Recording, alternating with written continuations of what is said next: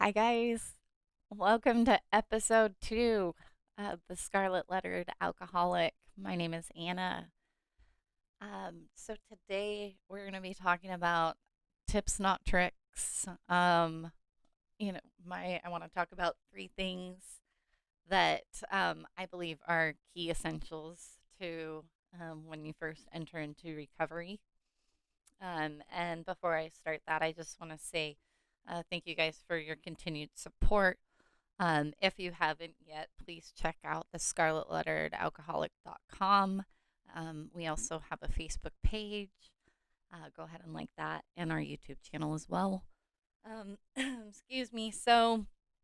If you go ahead on that website, you can fill out a contact form. I'd love to hear if you have a story in recovery that you'd like to share. Please reach out. Also, if you're looking for some connections or meeting information or just how to get started in recovery, go ahead and fill out that form and we will get back to you. On that note, let's get started. Tips, not tricks. So there's 3 things I want to talk about today. And the first thing is willingness, because really we're not even talking about these tips if you're not going to be willing to try them, right? And that's the first step. We have to make a step forward in um, realizing that we want to make some sort of a change within our lives. And once we have that willingness, then we can move forward in that, right? And that was key, being willing, which means that you're going to be open minded. It's not my way or the highway anymore. And the other thing is vulnerability. If you're not willing to get honest with at least yourself and hopefully one other person, then I really don't see an opportunity for growth. Like I that was the biggest thing, is I was holding everything inside. So um that's a really heavy weight, and how do I rise when I have something so heavy weighing me down? Um it's just impossible in my opinion. And then the third thing I want to talk about is a safe haven or a safe spot. And if you can't find one, create it. Um, so when I first walked into my path on recovery, or walked onto, I should say, um, there was a lot of willingness, because it was kind of like a legal situation, and it was like, time to put up or shut up. You either walk the walk and talk the talk, or you know this is going to be your life. And and then it was like you had to have that desperation, and all of a sudden we have like the willingness when that desperation comes, right? But we need to always have that willingness. We always talk about, like, in a in a religious aspect, you talk about when we're in our depths or our despair, is when we reach out for a higher power, for, what I call God. And, um, but it seems like when things are going good, it's like, we got this. I can manage. I've got this all by myself. And we start to forget that we didn't get to the top of the mountain by climbing it alone. Um, you know, whether it was with the help of a well placed rock, you know, somebody who was sturdy in their recovery to help get you to that next level. Um, it's just, remember that we never do that climb alone. It's never alone. You're never gonna get to the top alone. And and in doing that, you have to be vulnerable, because we have to be willing to ask for help. And And it's kind of ironic, because in order to be vulnerable, we have to be courageous. Vulnerability is defined as the emotion that we experience during times of uncertain risk and emotional exposure, and how simple yet profound that is. Because it's such a hard thing for a lot of us to do, especially to reach out and admit that we need help. That creates a fear of rejection, And then it's perceived as like a threat, you know, when we feel fear. We don't It's a negative feeling. Um because there's that fear of a failure, you know. Um like we're measured up to something in that moment. And so it when we talk about vulnerability, you know, that's when we talk about getting real and being honest with ourselves. And for me, that was like alcohol was not serving a purpose in my life anymore, and it was causing more harm than good because it was only causing harm. And I had to look at the fact that there were some underlying things going on, and I was coping by drinking. And then it got to a point where like all these little demons of mine came out and gave me reasons to continue to wallow in that despair. And I got deeper and deeper and deeper, you know, until I found that moment of willingness because I was so deep, I couldn't see the light when I looked up anymore. There was no light at the end of the tunnel anymore. Um, I walked so far the other way that I was just completely in darkness. And when you get to that point, you have no choice but to scream out. And a lot of times it's not necessarily asking for help, but you just know that point of realization that you're at your depths, you're at your despair. And that's when we reach that desperation and become willing to ask for help, uh, to move forward in the opposite direction that we were going, to be willing to do something different with the possibility of getting a different result. And that's what I think I realized was I had been doing the same thing, which was basically whatever I thought was the next right thing to do, and it always got me further into my hole. And it just was never serving me well to do things my way. And then when I started to lean on some people that had what I thought was some normalcy in their life, you know, they had something and I didn't quite know what they had, you know. Those were the people that somehow I felt okay to say, "Hey, I'm I need help," you know. And and those people seemed super freaking eager to help me. And that became my lifeline, right? That became my lifeline. My willingness brought me to my rope, my connection. And that is so important early in recovery. And then I connected and I got this thing that they call a sponsor, and you're supposed to tell them, you know, all this stuff. Um, and it's like, no, but you have to have that vulnerability, you know, you have to have that exposure and that opportunity to trust somebody and have it go right. And I'm not saying it always does. Sometimes you get a bad egg, but um, you know, you keep trying if you want to make a difference for you and no one else. And I think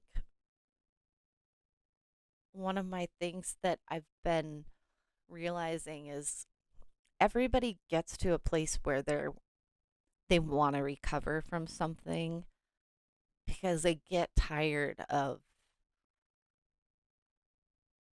the pain that continues from it, you know? And I think about how long I carried that pain with me and how long I used it, and I thought I was using that pain as like a shield almost. But it actually turned out that like it was my own weapon that was only being used against me. And I hope that makes sense to some of you. Like I really thought it was protecting me. I really thought my pain was creating like a wall to where I wouldn't trust people. And and I wouldn't let people in because of this or because of that. And it turned out that that pain and that fear, and that isolation kept me from the opportunity to experience trust, to experience hope and faith and love and self worth and gratitude and peace. And it's not like I opened the floodgates. I cracked a window, right? I cracked a window and I was like, wave at me as you cross the street. And we'll see how that goes, you know? And, and then that went okay.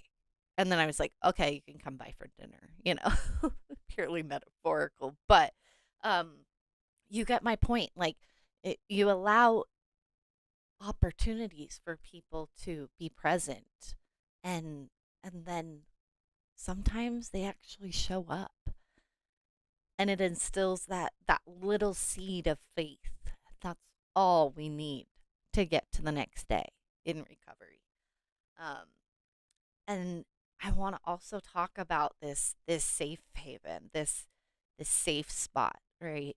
For me, I'll use my experience. Like, I needed alcohol removed from my house. And that's not something that I realize everybody can do, and that's not something that everybody struggles with as far as finding a safe haven or a safe spot. But taking that as an example, finding a room, a closet, a bathroom. I know I said a closet, I mean it. I'm talking like walk-in. But finding a room that you can get away to for 5 minutes or whatever that takes, or having your home base be alcohol free, drug free, or making a room, or even a corner. This is my recovery corner. Like, I've got folders, I've got informative things behind me, I've got postcards that I send out to my friends. I have my calendar. Um, and it helps because part of my job in life is recovery, so I treat it with organization and I treat it with care. um and this corner is my safe haven. um and I hop on my meetings in this room. I talk to other alcoholics in this room. um you know and and it's my safe haven. I created it, I made it.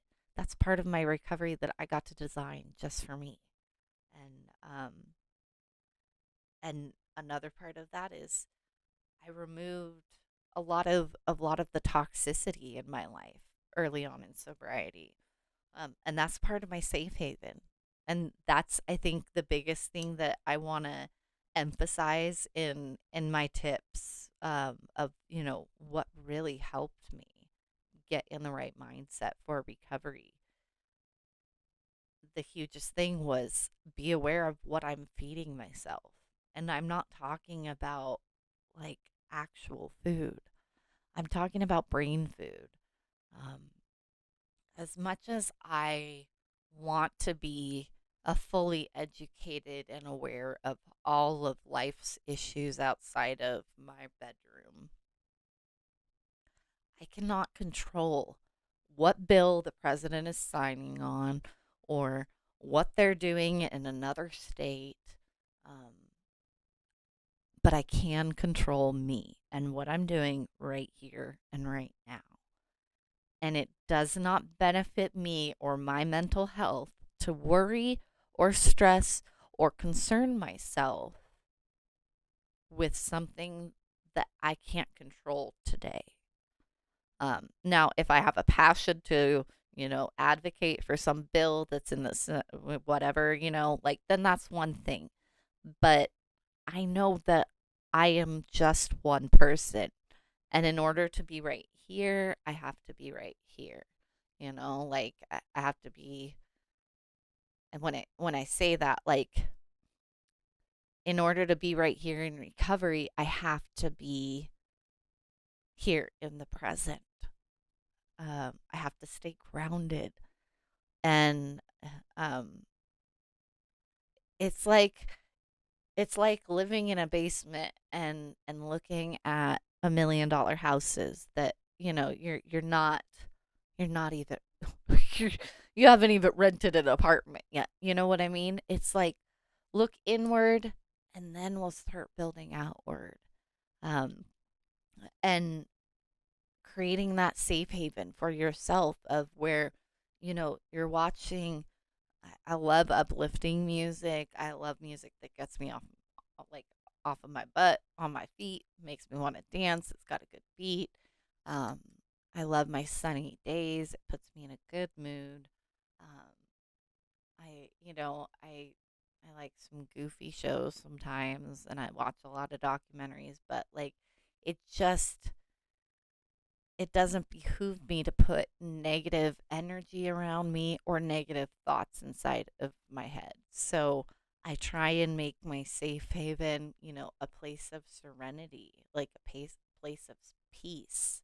Um, warm colors, nice blankets. Like I'm a huge fuzzy blanket fan, So like just that comfort, uh, to help you find your peace. And then you will always have that place to go back to. And I think having a support group too is always really important because that can offer a safe haven too. Like that one meeting or that one group that you always get to go to, and uh, kind of, exhale completely, whether it's once a week or once a day. Um, we really need that exhale. We can't hold it all in. And it all ties together. That's why I wanted to talk about this because it's tips, not tricks. There is no magic to success in recovery. I tell people a lot it's consistency. If recovery took skill, I would have failed at it a long time ago. And I have failed at it because I tried to be good at it, right? By talking the talk, but I was never walking the walk.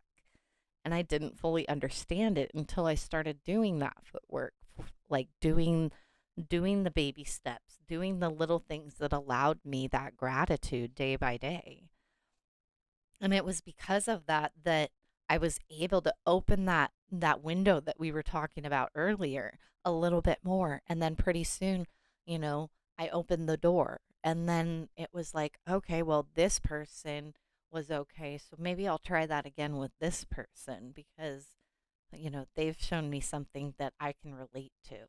And that's what I'm saying. We need to always look for, we talk about the similarities, not the differences in people. And comparison comes in with that because when we feel like we've we've done wrong, especially in active addiction, we look at other people as, up higher up on the totem pole and we are lower, we're less than.